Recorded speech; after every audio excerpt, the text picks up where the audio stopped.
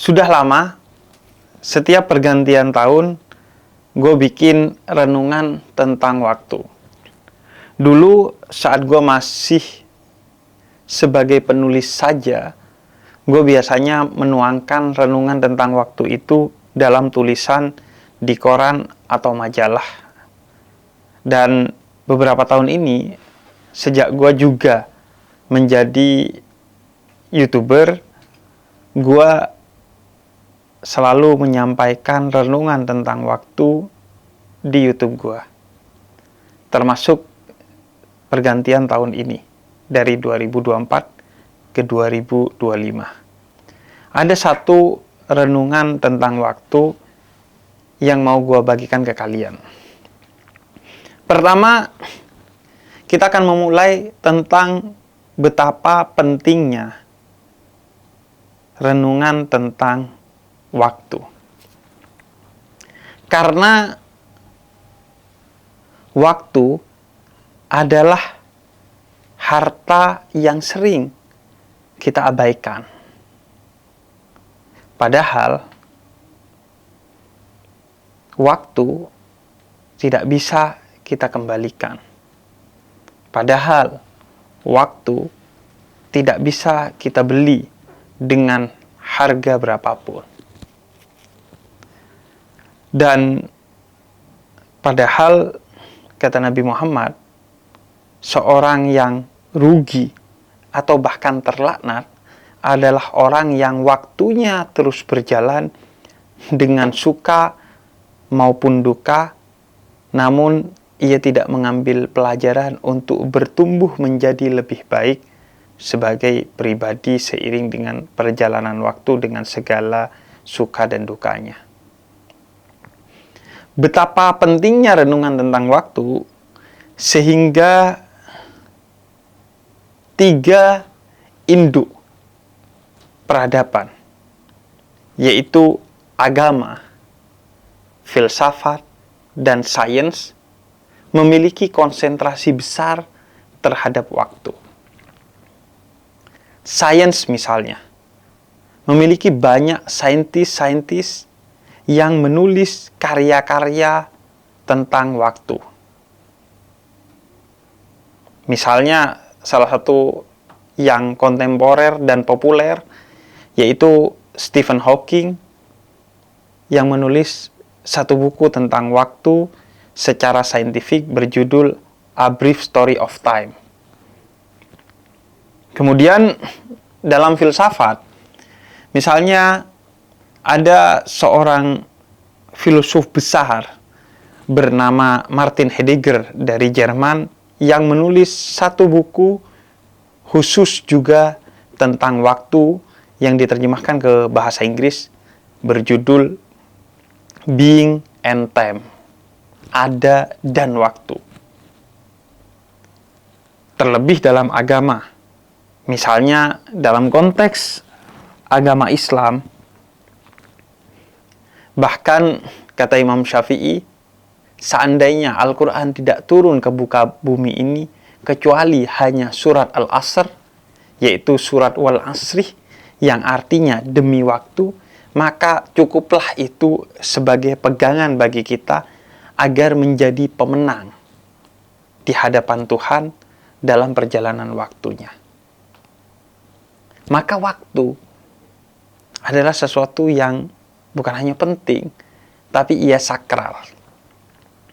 Karena itu, misalnya dalam Islam, kita diajarkan bukan untuk mengendalikan tanah, api, angin, atau air. Itu avatar.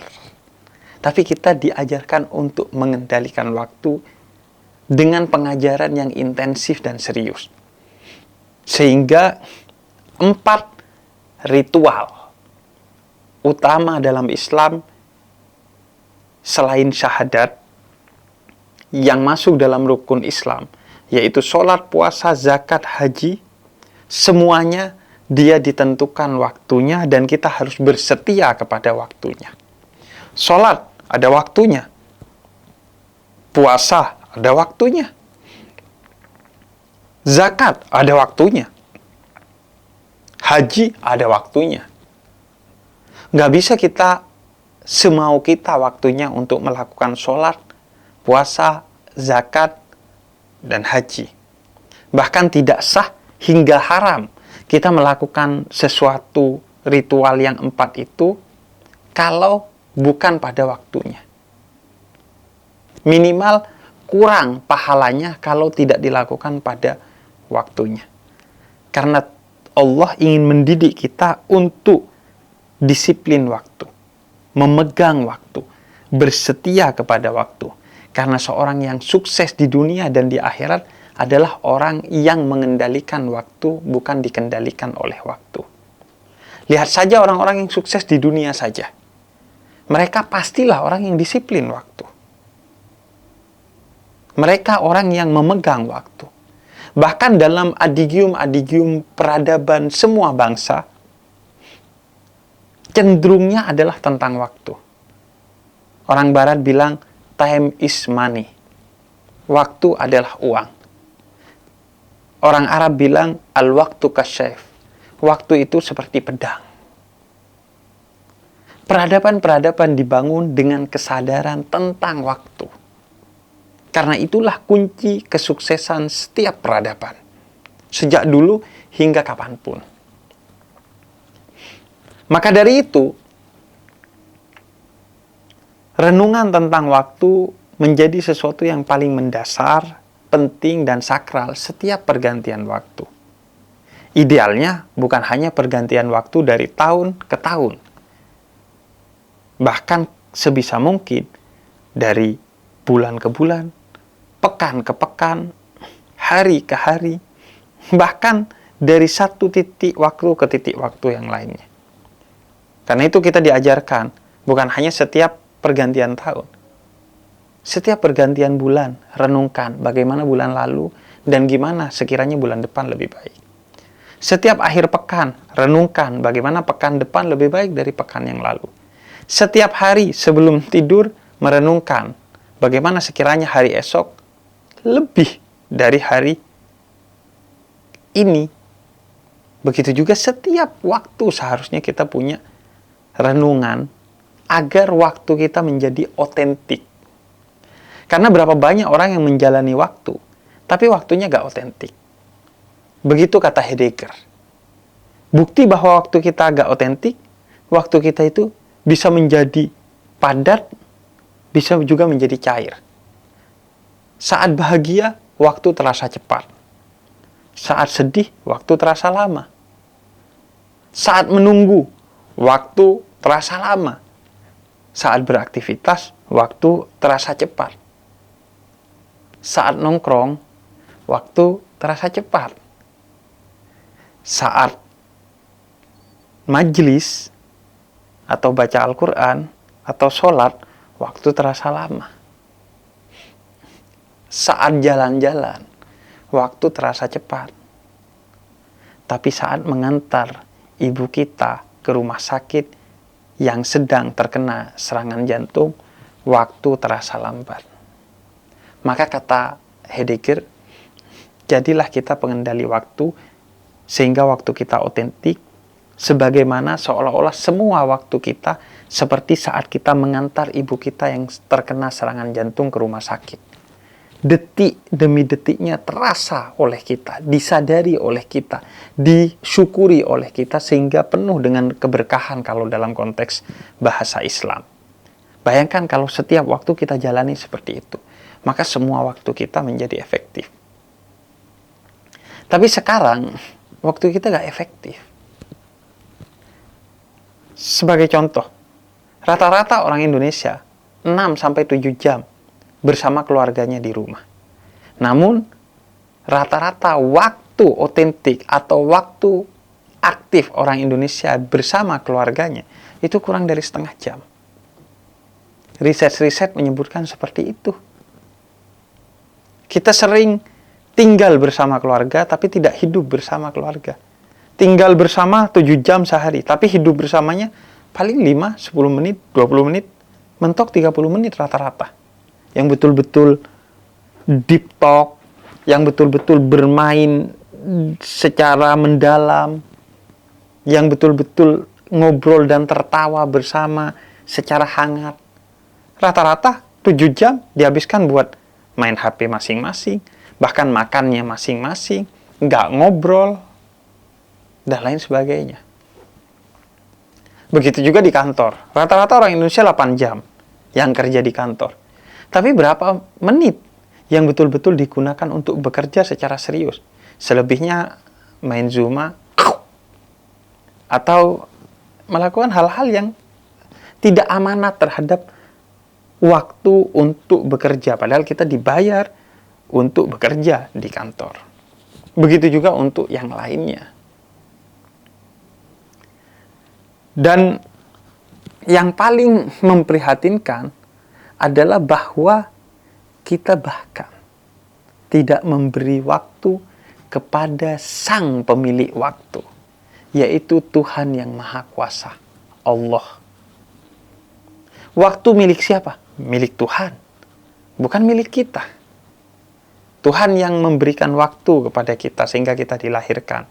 Tuhan yang menentukan kapan waktu kita berakhir, yaitu kematian kita. Bukan kita.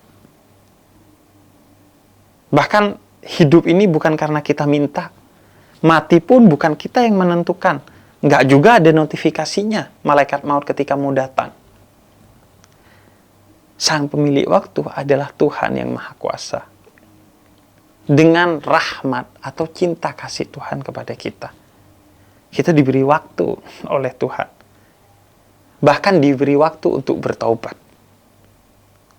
Sebagaimana disampaikan dalam surat Az-Zumar ayat 53. Wahai yang berlebih-lebihan, melampaui batas dalam berlaku dosa, kata Tuhan, jangan pernah putus asa.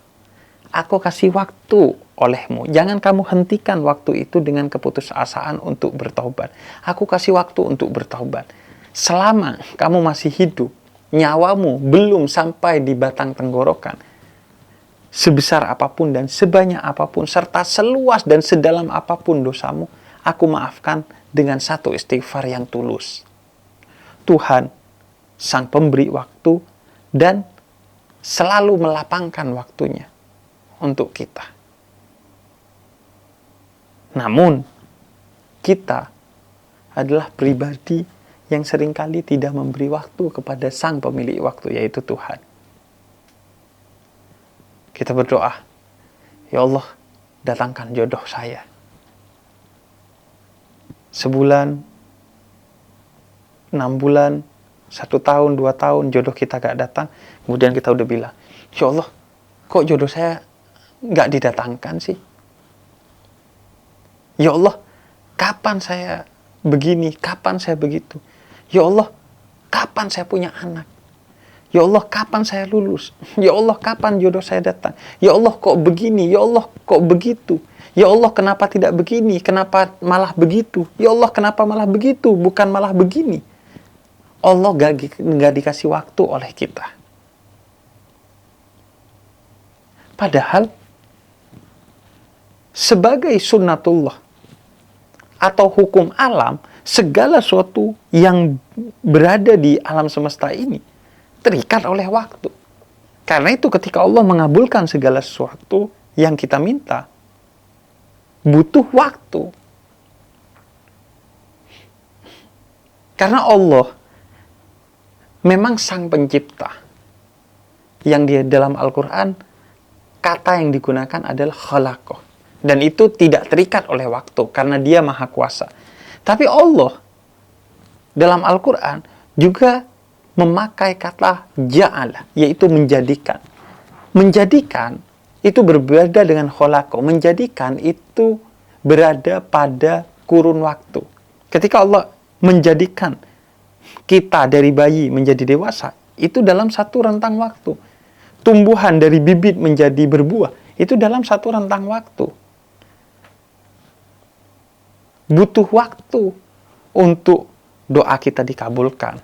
Karena Allah ingin memberikan sesuatu di waktu yang tepat, bukan di waktu yang cepat.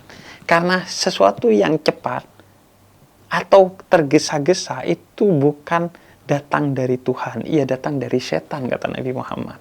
Dan hasilnya pasti buruk. Anak kecil belum waktunya pegang pensil, pensil itu akan digunakan untuk mengotori tembok rumah. Segala sesuatu butuh waktu. Karena itu Tuhan menunggu sampai waktu yang tepat. Kita, apalagi di era media sosial ini, segala sesuatu serba terburu-buru dan akhirnya berantakan. Sudah terasa kan? 2024 kita yang ngurus semuanya, hasilnya berantakan. Maka biarkan 2025 kita hanya melakukan semaksimal mungkin dan hasilnya diserahkan kepada Tuhan. Beri waktu kepada Tuhan, sang pemilik waktu, untuk mengatur waktu bagi kita kapan yang tepat atas segala doa dan hasil dari usaha kita. Karena segala sesuatu butuh waktu dalam hukum alam yang diciptakan oleh Tuhan dalam sunnatullah-Nya, maka Allah ajarkan kita untuk bersabar, menunggu waktu yang tepat. Karena itu, para nabi dan para rasul, kalau diperas ujiannya, utamanya adalah tentang kesabaran. Karena itu kata Allah dalam Al-Quran, sabar tidak ada batasnya. Batas dari kesabaran adalah ketidaksabaran. Nabi dan Rasul diuji dengan kesabaran terkait waktu. Ada yang diuji sabar menunggu waktu tibanya anak bagi para nabi dan para rasul. Ada yang disuruh sabar menunggu waktu sembuhnya ia dari penyakit. Ada yang disuruh sabar menunggu waktu datangnya wahyu dari Allah. Ada yang disuruh sabar untuk menunggu waktu ini dan itu. Dan kita sebagai pengikut para nabi dan rasul, kita juga dididik oleh Allah melalui para nabi dan rasul untuk bersabar, menunggu waktunya yang tepat dari Allah untuk segala sesuatu yang kita harapkan. Beri waktu kepada sang pemilik waktu untuk memberikan sesuatu di waktu yang tepat, bukan di waktu yang cepat. Agar kita nggak kecewa hingga putus asa kepada sang pemilik waktu, dan akhirnya kita menjadi pribadi yang tanpa disadari, diam-diam telah masuk kesyirikan kepada hati kita dan pikiran kita, lantaran kita tidak sabar akan waktu yang tepat.